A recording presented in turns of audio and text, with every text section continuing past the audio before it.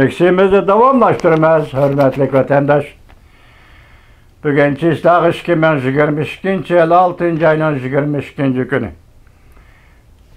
Yuqorida ko'rsatganimizdek, senator Marco Rubio bayonotida bunday ko'rsatdi. Bu qonunni ma'qullash orqali biz butun dunyoga bir signal tarqatdik. Ya'ni Amerika 21-asrda yuz bergan eng qo'rqinchli zo'ravonlikqa hamda sal qaramaydi. Biz chochlari tushirib etilgan, qo'l puturga kishan ishkal selingan, qassobni kutib turgan hayvonlardek qator turg'izib qo'yilgan odamlarga hamda sovuqqonlik bilan qarab turolmaymiz. Bağlab ketilgan go'ragi elinib qul qilingan 15 yoshlik balalarning amgigidan foyda olishga yo'l qo'ya olmaymiz. Chunki bu erkin bozor qabul qilmaydigan ishlardir. Jungoning Amerika turishliq bosh elchixonasining bayonotchisi Liu Feng mundaq dedi. Xinjiangda majburiy emgak saldi deb ayıplash Jungoga qarshi kuchlar o'ydirib chiqqan safsatadir. Janubning Sari gazeti Shangangda nashr qilinadigan mundaq ko'rsatdi. Xinjiangda, mustamlik Uyg'uristonda to'qimachilik fabrikalarida ishlab chiqarilgan mahsulotlar besilib qoldi. Amerikaning davlat matbuoti Axios xabar qilib mundaq ko'rsatdi. Nurg'unlagan Amerika shirkatlariga nisbatan aytganda, bu qonunga amal qilish bir tarixiy namoyanda xarakterlik xarajdir. Agar bu qonun qattiq ijro qilinadigan bo'lsa, yer shari xarakterlik ta'minlash liniyalari Jungodan chekinib chiqadi. Anlama gapni vatandosh.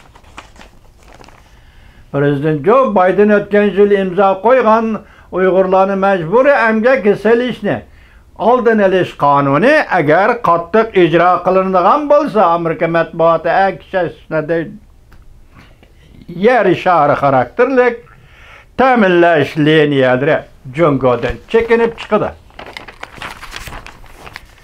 Senator Marco Rubio bayonotida mundaq ko'rsatdi. Agar bizning tamoyil xodimlarimiz bu qonunni Uyg'urlarni majburiy emgak solishning oldini olish qonunini qattiq ijro qiladigan bo'lsa, Amerika iste'molchilarining o'zlarining qon tari kelgan pulni majburiy emgak solish bilan shug'ullanayotgan shirkatlarga xarjlashdan saqlab qoladi. Boshqa davlatlar Amerikaning axloqiy rahbarlik kuchini o'lga qilib, davlat qo'llagan qulluq tizimini oxirlashtirishda tirishchilik ko'rsatdi. Ya'ni Xitoy davlat qo'llagan Uyg'urlarni qul qilish tizimini oxirlashtirishda tirishchilik ko'rsatdi. Amerika Qo'shma Shtatlar davlat ishlar kotibi Antony Blinken bayonotida mundaq ko'rsatdi.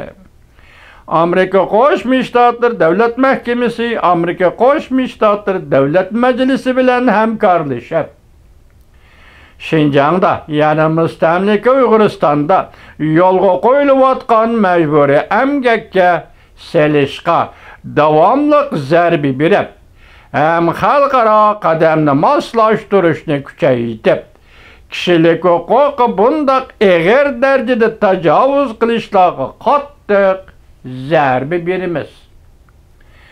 Amerika dal hozir ittifoqdoshlar bilan hamkorlashib, butun yer sharni ta'minlash liniyasida majburiy